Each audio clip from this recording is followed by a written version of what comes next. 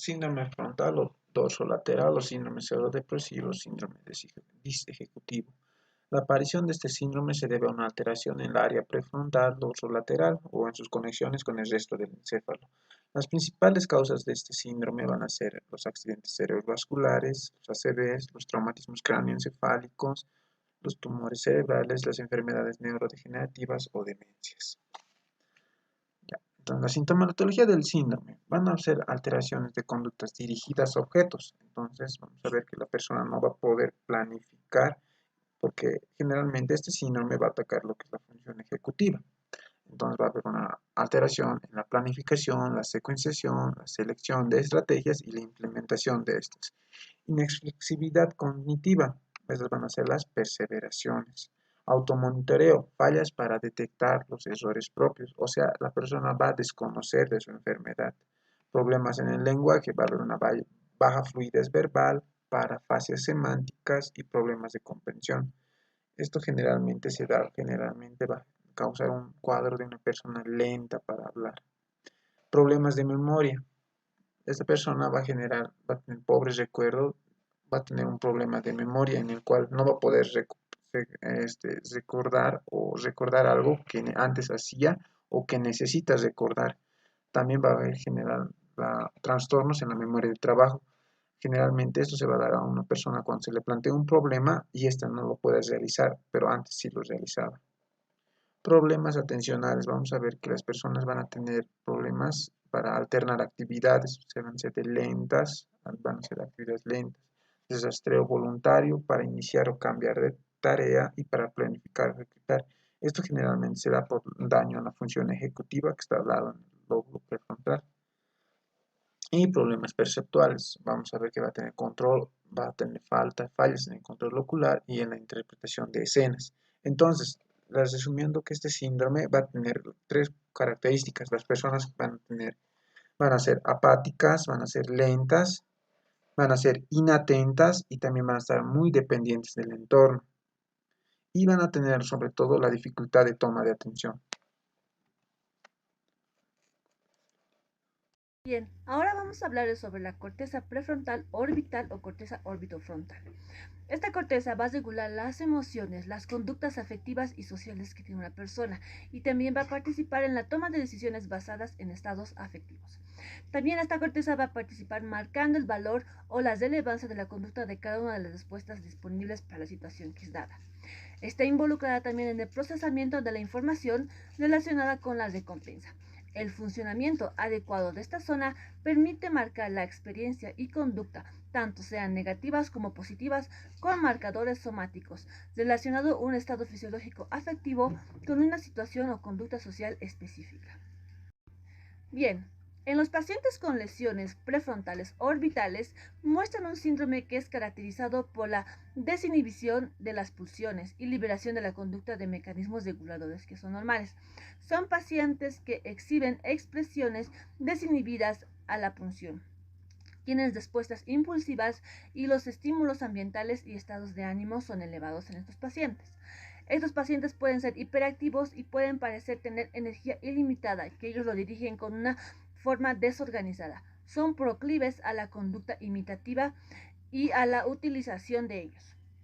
Eh, Estos pacientes también pueden exhibir despreocupación por las condiciones sociales y éticas y una falta de preocupación acerca del impacto de su conducta sobre otros, siendo comparados como personas con sociopatía.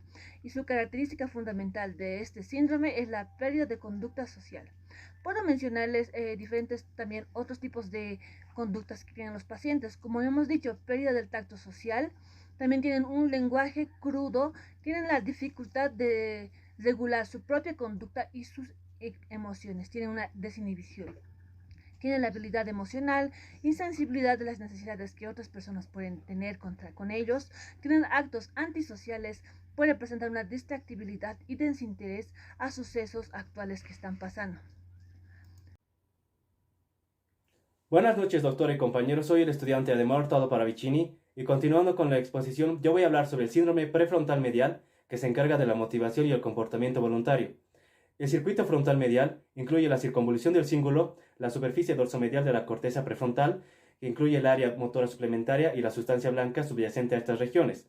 Estas áreas pueden resultar dañadas por eventos vasculares que involucran un derrame cerebral, traumatismo craneoencefálico, hidrocefalia de presión normal o neoplasias como quistes o meningiomas que surgen de la hoz del cerebro. Síntomas similares pueden acompañar al daño al diencéfalo o al mesencéfalo. Sin embargo, el daño focal a este circuito es relativamente poco común. Cuando hay daño en esta área, lo más común es encontrar la apatía. La forma más leve está marcada conductualmente por una actividad espontánea limitada, como el habla, el movimiento y el gesto, pero con conciencia, atención y estado de ánimo no afectados. Los pacientes con apatía son capaces de planificar e iniciar un comportamiento, pero son menos frecuentes, en contraste con sus expresiones de comportamiento externas que están empobrecidas. Los pacientes tienden a tener experiencias emocionales normales. Ahora, la abulia se usa a menudo para describir una versión más severa de la apatía, acompañada de desaceleración psicomotora, larga latencia en el habla y una mayor disminución de la iniciativa, de la cognición y la emoción. Ahora, ni la apatía ni la abulia implican una falta total de afecto. Se distingue del trastorno depresivo mayor por la falta de angustia y las cogniciones negativas predominantes en este último. Ahora, el mutismo asinético, en casos más graves, se debe a lesiones unilaterales y bilaterales. Los pacientes muestran una pérdida completa del habla espontánea y del comportamiento motor, mientras conservan la conciencia y continúan rastreando su entorno. Estos pacientes no se acicalan solos. Comen y beben solo cuando se les da de comer y a menudo carecen de control de los intestinos y la vejiga. El mutismo asinético puede diferenciarse de los síndromes de enclaustramiento por el hecho de que la falta de movimiento en el mutismo asinético no se debe a la parálisis, sino a la falta de voluntad. Los pacientes con mutismo asinético pueden recuperarse significativamente y recuperando su movilidad, habla y comportamiento dirigido a diferentes objetivos. Gracias por su atención. Paso la palabra a mi compañero. Bueno, síndrome ejecutivo cortical, subcortical. Va a ser producido por daños en las regiones subcorticales que van a integrar los distintos circuitos y va a producir estos daños mixtos, que si es moderado se puede presentar con déficit atencional disejecutivo, pero si es severo o persistente constituye el síndrome de demencia subcortical. Las características que vamos a encontrar va a ser apatía, dificultad para la resolución de problemas, pensamiento enlentecido, depresión, bajas de recuperación de la información, dificultad en el proceso de codificación y el reconocimiento no va a estar alterado. Bueno, en la etiología puedes encontrar de etiología de sustancia gris, puedes encontrar la enfermedad de Parkinson, que se va a producir como consecuencia de la pérdida de neuronas dopaminérgicas en la parte compacta de la sustancia negra. También puede haber destrucción o desconexión de la sustancia negra, como ya había dicho. En la clínica se va a presentar con enlentecimiento cognitivo, déficit de atención, deterioro ejecutivo, visoespacial y de la memoria, lo que nos interesa. Bueno, la enfermedad de Huntington es un trastorno neurodegenerativo de carácter hereditario que va a producir pérdida neuronal selectiva del estriado. Las manifestaciones clínicas van a ser inquietud generalizada, alteraciones del sueño, ansiedad, depresión, corea, lenguaje disártrico por las hipercinesias, hiperreflexia, enlentecimiento de los movimientos oculares, cambios de personalidad, ilusiones y alucinaciones. Bueno, continuando con los síndromes disejecutivos subcorticales, vamos a encontrar también de igual manera lo que es el daño subcortical de sustancia blanca. Mi compañero anteriormente ya había mencionado los de la sustancia gris. Bueno, de la sustancia blanca principalmente vamos a hablar de lo que es enfermedades tanto de esclerosis múltiple, del traumatismo del cráneo, la hidroencefalia y lo que es encefalopatía de Binswanger. Entonces, hablamos principalmente de lo que son los más importantes, lo que yo he llegado a recabar, lo que son los más frecuentes, son la esclerosis múltiple y lo que es el traumatismo del cráneo como los de la primera línea, ¿no? Vamos a ver lo que es la esclerosis múltiple. Como sabemos, la esclerosis múltiple es una enfermedad que va a afectar principalmente lo que es el sistema nervioso, en donde va a llegar a afectar tanto lo que es la parte del encéfalo, el parte del puente ya de forma más incidente y lo que es la parte de lo que es la médula espinal. Entonces vamos a ver que esta se va a tratar principalmente por la afección de lo que son de la desmielinización, lo que son las fibras axónicas. Esta se va a dar debido a que son a una reacción cruzada a lo que es del sistema inmunitario, de nuestro sistema inmunitario, ¿no? Vemos que en la parte de la clínica de estos tipos de pacientes, ya dirigiendo lo que es en la parte de la triada de lo que es de Charcot, que principalmente va a presentar lo que es ataxia, diplopía, lo que es un temblor o una habla escandecida o arrastrada también como se le conoce, que principalmente también en parte de la clínica ya acabando también parte de la patogenia, esta reacción cruzada, lo que es el sistema inmunitario, principalmente por los linfocitos helper de tipo 1, por el complejo de histocompatibilidad de clase 2, vamos a llegar a ver que va a afectar también lo que es al nervio óptico, ¿ya? De que el paciente realmente va a llegar a tener nigmasmo o diplopía, como también se le conoce, entre otras clínicas que va a presentar el paciente, como hormigueo, lo que es la neuritis óptica, el entumecimiento.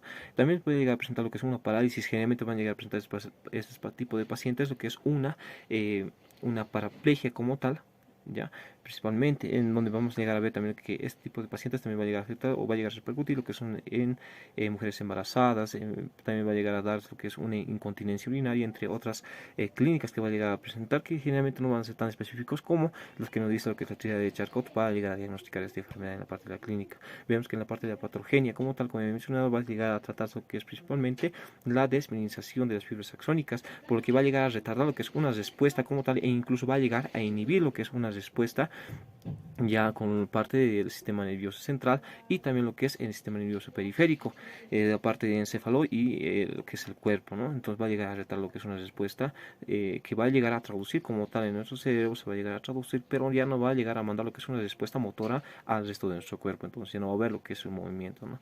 Vemos que también entre las etiologías más frecuentes que también está lo que es el traumatismo de cráneo, que principalmente podría decir lo que es de primera línea, que se va a presentar de forma más prevalente en los tipos de pacientes, que generalmente van a ser debido a lo que es a una colisión automovilística, ya debido también puede ser otras causas, que puede ser por un choque, por una contusión con algún objeto, ¿no?, pesado. Entonces también puede haberse por caídas y entre otros, ¿no? Pero el trauma de cráneo, que principalmente es dado que es una lesión física que produce como tal una lesión al tejido cerebral, aparte de la bóveda, ¿no?, del cráneo, y posteriormente este va a ser compacto justamente con lo que es el encéfalo, que principalmente hablando de lo que es un accidente automovilístico que va a llegar a suceder por acción como tal de la fuerza y del movimiento, el paciente va a llegar a dar lo que es ese signo, lo que es el latigazo, dando lo que es la cabeza, lo que es en el parabrisas, que posteriormente esto, como sabemos por parte de fisiología, vemos que el contacto que justamente va a tener lo que es parte de la bóveda, parte del cráneo, justamente con el parabrisas, va a llegar a dar lo que es un daño severo, lo que es en la parte del cráneo, tanto dando lo que es principalmente lo que es una fractura y posteriormente daño lo que es un encéfalo, principalmente lo que es en la corteza frontal. Ya sabemos que en la parte frontal principalmente va a llegar contra lo que es la parte motora de lo que es del organismo, ¿no? Entonces vemos que el paciente generalmente, debido a lo que es a este accidente, el paciente finalmente va a estar lo que es tanto con una homoplegia o con una hemiplegia e incluso con una paraplegia. Entonces generalmente es variado o puede llegar a variar como tal parte de lo que es de la clínica del paciente. No generalmente van a ser los mismos, ¿no? Puede llegar a variar dependiendo la gravedad en que se encuentra el paciente. Vemos que en la parte de lo que son los signos y síntomas que va a presentar el paciente va a estar los náuseas y los vómitos, la debilidad de los brazos y las piernas, dificultades de razonamiento y las dificultades para hablar correctamente. Entre los síntomas, como ya he mencionado, el paciente, debido a lo que es a esta contusión que va a tener justamente lo que es la región del cráneo, ya sea lo que es en el hemisferio derecho o en el hemisferio izquierdo, ya también de forma cruzada se va a llegar a expresar lo que es la parte clínica. Si es en el hemisferio derecho, presentar lo que es la clínica, lo que es en el resto del cuerpo del lado contrario, en este caso el lado izquierdo, ¿no? Si hay lo que es una lesión en la región de lo que es el hemisferio izquierdo, va a llegar a regarse lo que es una hemiplegia derecha como tal, ¿no? Vamos a ver también que en la parte de la patogenia, en cuanto a los tipos de traumatismos, va a llegar a especificarse o va a llegar a formarse como tal lo que es un hematoma intracraneal, porque generalmente se va a llegar a presentar en estos tipos de pacientes lo que es una hipertensión, una tensión y una hipertensión intracraneal, ¿no? En el que el paciente generalmente tiende a desvanecerse aún más rápidamente, porque este tipo de casos no se llegan a controlar en muchas situaciones, ¿no? Podemos llegar a ver que debido a lo que es a la cinemática como tal de trauma, puede llegar a ser tanto frontal, lo que es en la región de la corteza frontal, principalmente lo que es, ya hablando de lo que es la parte motora, y también puede ser lateralizada y afectando parte de lo que es de los lóbulos parietales, así también como el lóbulo temporal. Entonces, generalmente en este tipo de traumas va a ser distinto el tipo de afección, el tipo de clínica va a llegar que va a presentar. Bueno, para concluir, también hablar acerca de las patologías psiquiátricas como tal, que no se puede llegar a descartar. ¿Debido a qué? Debido a que las etiologías ya mencionadas anteriormente, estas pueden llegar a causar o pueden llegar a repercutir como tal, a desarrollar como tal trastornos psiquiátricos. ¿Por qué? Porque debido a las etiologías ya mencionadas anteriormente, estas por la tensión intracraneal que van a llegar a causar ya sea ya sea la patología o la causa etiológica de esas patologías que van a llegar a causar, estas van a llegar a formar lo que es una tensión intracraneal, por lo que ya sea por una afección temporal, una afección parietal o temporal como tal, incluso occipital, van a llegar a presionar como tal lo que es al lóbulo insular, ¿no? Al lóbulo insular, de manera que vayan a desarrollar como tal lo que es un trastorno como tal psiquiátrico, y hablando de esquizofrenia, trastornos obsesivos compulsivos, de múltiples personalidades, entre otras patologías psiquiátricas, ¿no? En donde van a ser repercutidos por estos trastornos ya secundariamente, ¿no? Entonces, bueno, para culminar, ¿no? Parte de la presentación también vamos a un poco llegar a discernir todo lo aprendido en unos pequeños videos, como vamos a llegar a realizar más adelante en cada patología. Bueno, espero que haya sido de su agrado esta presentación. Eso fue todo.